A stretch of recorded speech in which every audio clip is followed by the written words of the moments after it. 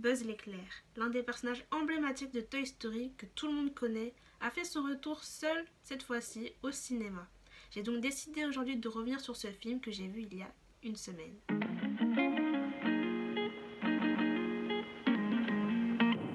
Hey, what's up, moi c'est Léa et aujourd'hui on se retrouve dans une nouvelle vidéo, une vidéo critique où je vais revenir sur le film Buzz l'éclair, un film qui a fait quand même bien parler de lui, que ce soit avant qu'il soit sorti ou après qu'il soit sorti.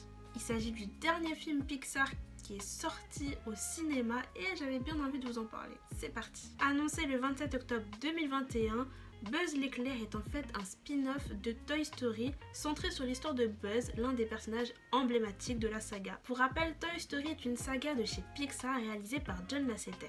Il s'agit en fait du premier film d'animation, premier long métrage de chez Pixar qu'il a lancé sur la voie du succès. On y suit l'aventure des jouets d'Andy, un petit garçon qu'on ne voit pas si souvent que ça dans les films et qui a cumulé jusqu'à maintenant 4 films. Apparemment, il pourrait être possible qu'il y ait un 5e Toy Story, mais franchement, j'aimerais bien qu'on reste à 4 Toy Story quand même. Angus MacLane est le réalisateur de Buzz l'éclair. Il est notamment connu pour son travail en tant que co-réalisateur du Monde de Dory, mais il a aussi travaillé sur 2 projets autour de Toy Story. C'est lui qui a réalisé le court-métrage Mini Buzz et aussi le moyen-métrage télévisé, je savais même pas qu'on pouvait dire ça, moyen-métrage. Le moyen-métrage télévisé Toy Story Angoisse au motel. Donc on peut dire d'une certaine façon que il était un peu voué à travailler sur le spin-off de Buzz l'éclair. Maintenant que je vous ai parlé un peu du réalisateur, je pense qu'on peut attaquer sur le vif du sujet et on va commencer tout de suite par parler du résumé de ce film. L'histoire de ce spin-off tourne autour de Buzz l'éclair. Ce qui est logique, au final. Dans ce spin-off, on suit un Buzz qui, après s'être échoué avec son équipage sur une planète hostile très loin de la Terre, va tout faire pour ramener son équipage sain et sauf à la maison. Et pour ça, il va pouvoir compter sur le soutien de sa petite équipe de jeunes recrues et de son petit chat robot, Sox. Parlons un peu du scénario. Dans Toy Story, on découvrait la vie des jouets d'Andy et on suivait leurs aventures. Ici, c'est comme si on avait filmé un peu plus sur un des jouets, donc Buzz, et on découvre son histoire tout simplement. On est très loin du Buzz l'éclair, le jouet que Andy kiffe à mort. Là, c'est vraiment Buzz, le personnage du film, qui a permis la création du jouet que Andy prend partout au final. On découvre qu'en fait, on connaît très peu son histoire. On sait que c'est un ranger de l'espace, que le méchant de son histoire c'est Zurg, on sait même pas c'est qui, il vient d'où, il sort d'où. On sait juste ça au final, et voilà. D'ailleurs, on apprend aussi beaucoup sur ce méchant Zurg, qu'on connaît pas beaucoup dans Toy Story, mais ici, dans le film de Buzz l'éclair, on en apprend beaucoup plus, et il y a des révélations qui pourraient bien vous étonner. Moi, personnellement, j'ai été choquée. Mais je vais pas vous le dire, je vais pas en dire plus, voilà. En tout cas, on va en apprendre plus à son sujet, puisqu'il est quand même très présent dans le film, ce qui est normal, puisque c'est le méchant du film, et c'est quand même un personnage très important dans le spin-off Buzz l'éclair. Pour en revenir sur l'histoire, on est sur un film de science-fiction qui est assez sérieux, on a très peu de place pour l'humour. Vraiment, il n'y a pas beaucoup de scènes drôles, on va dire, à proprement parler. On est plus concentré, on est plus focus sur Buzz et sa lutte pour mener à bien sa mission, ainsi que son évolution tout au long de l'histoire. D'un côté, le film porte son nom, donc si on n'était pas focus sur Buzz, ça serait un peu ballot en fait. Des surprises tout au long du film, au final, on n'en a pas tant que ça, très peu. À part les révélations, je vais pas dire.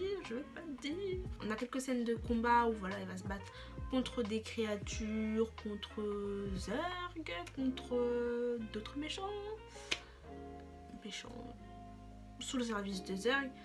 Mais voilà quoi. Mais moi par contre, ce que je trouve intéressant dans Buzz l'éclair, dans ce film, c'est que on vit vraiment une expérience quand on va voir ce film. C'est-à-dire qu'on se retrouve comme dans la peau d'Andy qui découvre ce film pour la première fois et qui va le faire devenir complètement dingue de Buzz l'éclair. Il va vouloir la voir absolument et ça va devenir son jouet favori. On dit merci au poteau qui lui a offert Buzz l'éclair pendant son anniversaire. un Woody. Mais la petite différence qu'il y a entre nous et Andy, c'est que Buzz l'éclair, on le connaît déjà.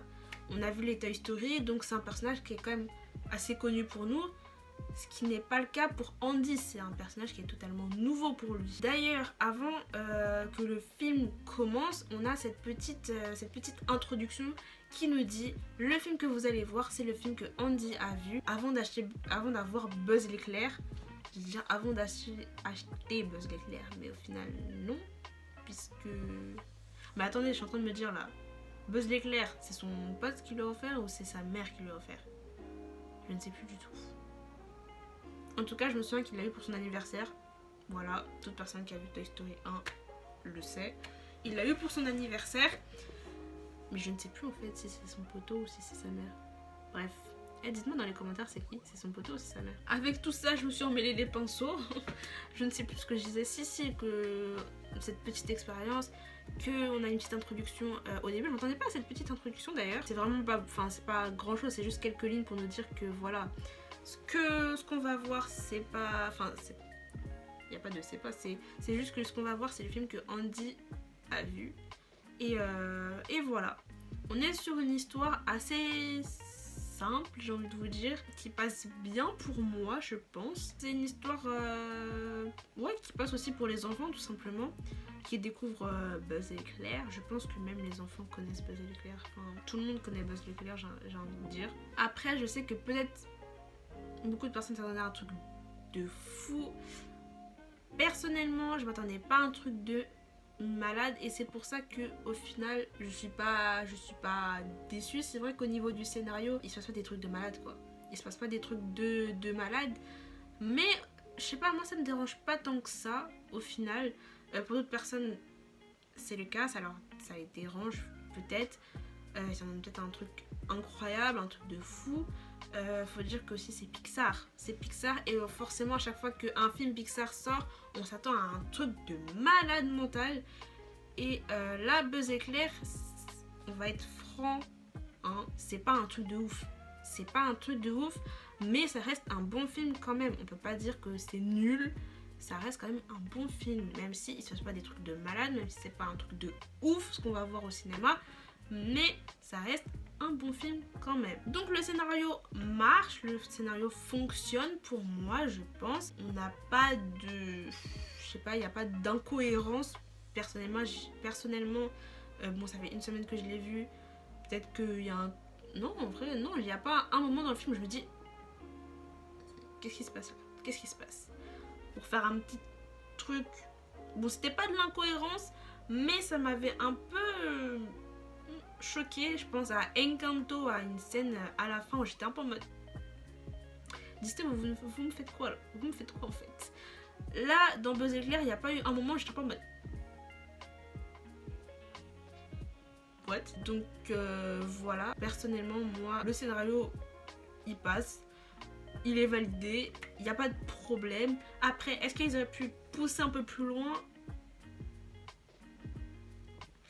Je ne sais pas. Je ne sais pas si j'aurais voulu qu'il pousse un peu plus loin ou qu'il justement s'arrête à là, qu'il fasse pas un truc de fou. Est-ce que c'est pas aussi une petite sécurité pour pas se dire que oula par rapport à Toy Story on est... Qu'est-ce qui se passe? Après, Buzz l'éclair et Toy Story c'est deux choses différentes. Là dans Buzz l'éclair vous allez retrouver aucun truc de Toy Story. À part, oui, certains gestes qu'il fait, sa tenue par exemple. Voilà, vous allez avoir quelques petites références à Toy Story, mais vous n'allez pas voir Woody débarquer de nulle part. Non, là on est sur Buzz l'éclair, le personnage, pas Buzz l'éclair, le jouet. C'est deux personnages différents, totalement différents. Déjà, vous avez juste à regarder leur tête, c'est deux personnages différents. Mais est-ce que c'est pas une sécurité? Je sais pas trop. Mais même si ils auraient poussé plus loin, comment ils auraient poussé plus loin? C'est ça que je me demande en fait. Donc voilà, je pense que j'ai pas parlé pendant 15 000 ans sur le scénario de Buzz l'éclair. Moi c'est mon avis, vous n'avez pas forcément le même avis que moi, ou peut-être que si, je ne sais pas, dites-moi dans les commentaires, on pourra en discuter. Mais en tout cas, moi c'est mon avis sur le scénario de Buzz l'éclair. Passons maintenant à l'animation. L'histoire se passe dans l'espace.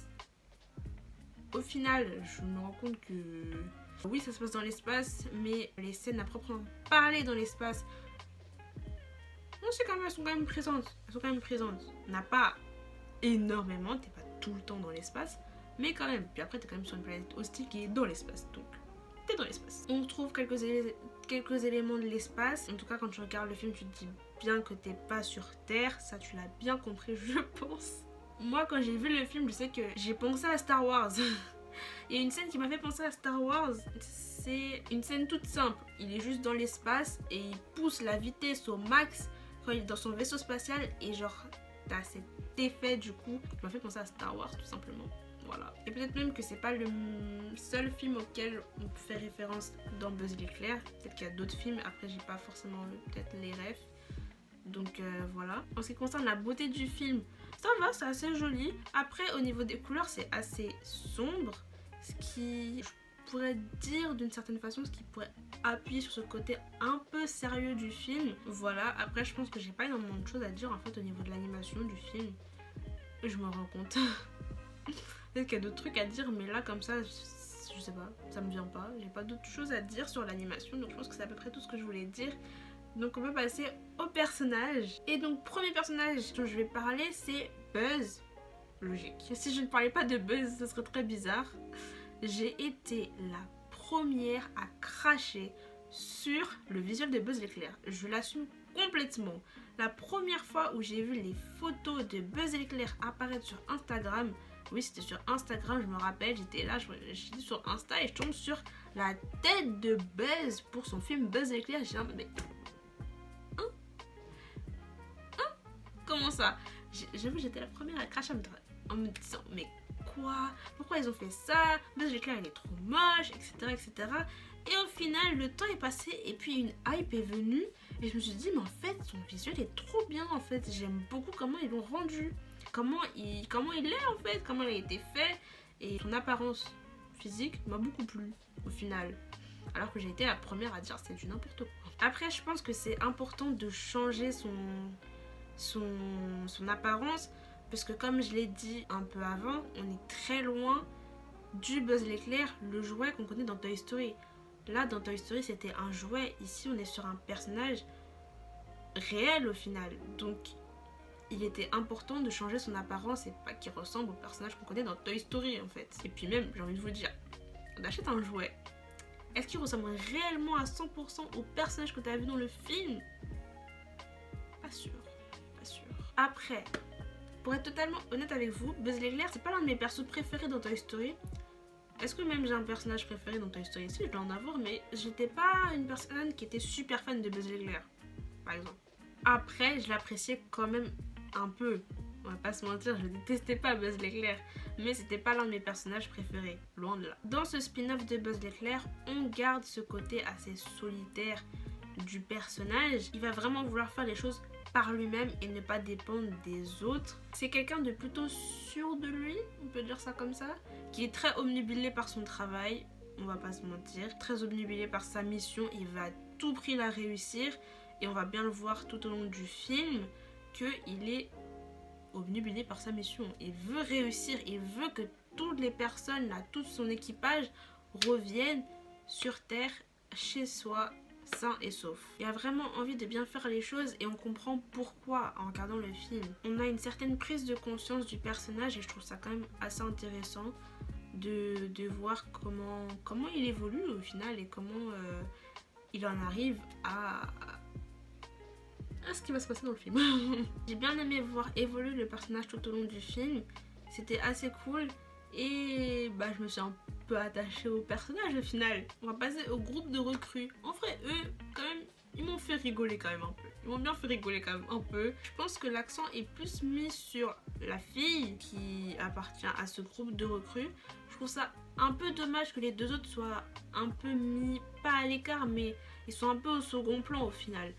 Et c'est vraiment cette fille dont je ne me souviens plus du prénom, je ne sais plus comment elle s'appelle, mais c'est vraiment elle qui va avoir, on va dire, toutes les lumières sur elle et qui va évoluer par rapport aux deux autres qui, eux, vont rester au même stade où ils étaient au début du film. Et je trouve ça un peu dommage. Ce groupe de recrues, je pense que Buzz, il était bien loin de se douter que c'était des gens comme ça, hein, vraiment.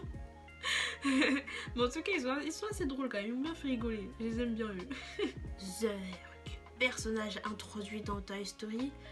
Il fait partie des personnages très importants de ce spin-off de Buzz l'éclair. Il est le grand méchant qu'on connaît et je peux vous dire que des révélations vont se faire et vous pourrez bien être choqués. Moi personnellement, j'étais choquée, j'étais en mode hein? Comment ça? Je vais pas vous dire, je ne spoil rien. Cette vidéo est totalement sans spoil. Voilà, je tiens à faire des vidéos sans spoil, donc je ne spoil pas. C'est un méchant qui n'apparaît pas dès le début du film. On va le retrouver un peu plus loin, un peu plus loin dans le film. Mais quand il est là, vous allez le voir assez souvent quand même. Hein. J'ai pas grand chose à dire sur Zurg en vrai. Juste que voilà, comme j'ai dit 15 000 fois, il y a des révélations qui ont été faites. Je suis choquée. Dernier personnage qui pour moi, c'est mon personnage préféré. On va pas se mentir, c'est mon personnage préféré. Et c'est Sox, le chat robot. Il est incroyable ce chat, mais vraiment. C'est vraiment mon personnage coup de cœur. Et mine de rien, il est quand même très présent dans le film. Je pensais pas qu'il allait être aussi présent. Mais au final, c'est un personnage aussi qui est très important. Enfin, très important. Oui, quand même. Qui est très utile. Et il a totalement sa place dans le film. C'est pas un simple chat. Déjà, c'est un robot. Il n'agit pas comme un chat. Puisque déjà, c'est un chat qui parle. T'as déjà vu un chat qui parle, toi? Non. Et il est très utile, comme je l'ai dit, dans le film. Je ne vais pas spoiler. Mais en tout cas, ce personnage est incroyable, il m'a tellement fait rire, je crois que c'est le personnage qui m'a fait le plus rire, vraiment il y a des scènes, c'est trop drôle, vraiment. J'ai quand même dit qu'il y avait très peu d'humour, hein. Mais bon, ce personnage, il est drôle, il est très drôle, vraiment. Et on s'attache très vite à Sox au final, parce que ouais, c'est un super bon personnage et j'ai bien aimé, je l'ai bien aimé dans le Buzz l'éclair au final. Et voilà. Pour conclure, Buzz l'éclair, c'est un bon film, voilà. Je m'attendais pas à un truc de fou, donc je ne suis pas déçue de ce film. Le film fait l'affaire. On y découvre l'histoire de Buzz l'éclair et je trouve ça sympa comme idée d'avoir pensé à faire un spin-off et d'avoir décidé de revenir sur son histoire à lui. On le voit évoluer et franchement c'est sympa. Ce qui est encore plus sympa, c'est au final de se retrouver à la place d'Andy qui découvre le film pour la première fois. Moi j'ai bien aimé cette petite expérience.